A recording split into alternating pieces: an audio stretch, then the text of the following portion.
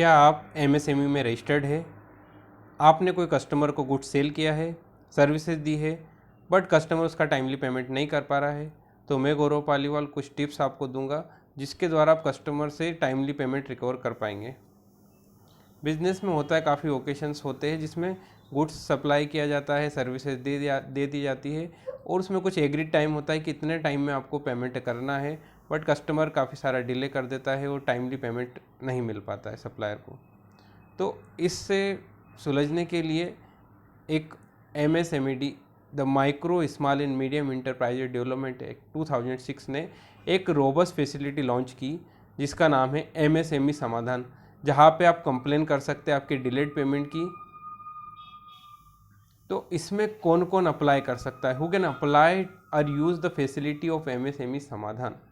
तो इसमें अप्लाई कर सकता है एक माइक्रो और स्मॉल इंटरप्राइजेस जिसका रजिस्ट्रेशन है अंडर MSMED एक्ट के अंदर, जिसका रजिस्ट्रेशन MSME एक्ट के अंदर है, जिसके पास वैलिड उद्यम रजिस्ट्रेशन है, वही इसमें अप्लाई कर सकता है।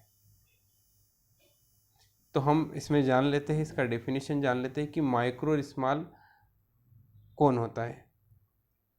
जिसका investment in plant and machinery और इक्विपमेंट में 1 करोड़ से कम है और एनुअल टर्नओवर 5 करोड़ से कम है, तो वो माइक्रो इंटरप्राइज कहलाएगा।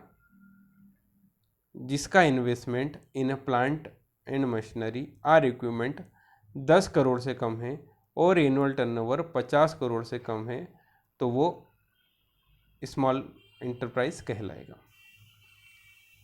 अब इसके क्या क्या मेन पॉइंट्स है MSMED एक्ट के, वो हम देख लेते हैं। फर्स्ट इसमें the buyer should make payment to the supplier on or before the date agreed between them. Buyer को टाइमली पेमेंट करना चाहिए जो भी एग्रीड टर्म है। सेकंड, अगर if buyer fails to make a payment it shall be liable to pay compound interest with monthly rates to the supplier at 3 times the bank rate notified by RBI for the period in default। यदि buyer ने timely payment नहीं किया है तो उसे 3 गुना ब्याज देना पड़ेगा, जो भी बैंक रेट RBI ने नोटिफाइड की है, तो 3 गुना लगान आपको लगने वाला है यदि आपने टाइमली पेमेंट नहीं किया है। थर्ड है इसमें, once such dispute of payment is referred to the counselling formed under MSMED act it shall be decided within a period of 90 days. 90 days के अंदर काउंसलिंग को डिसीजन देना ही है, उसको सेटल करना ही है। फोर्थ इसके अंदर, the resolution made by the counselling will not be entertained in any court unless the buyer deposit 75% of the disputed amount to the court. यदि कोई बंदा है, कोई कस उसमें अगर कोर्ट में जाना चाहता है तो मिनिमम 75% उसको अमाउंट डिपॉजिट करना पड़ेगा, तभी वो कोर्ट में जा सकता है। उसके अगर वो उसने 75% अमाउंट डिपॉजिट नहीं किया है तो कोई भी कोर्ट उसको इंटरटेन नहीं करेगी। The counselling after examine the case will issue direction to the buyer for payment of due amount along with interest.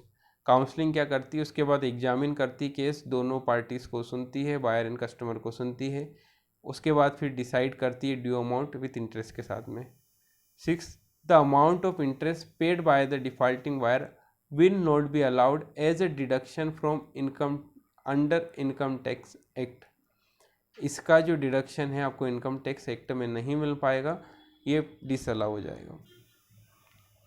इसके बाद हम देखते हैं कि क्या इसमें लीगल नोटिस ज़रूरी है जब भी आप फाइल कर रहे हो कंप्लेन।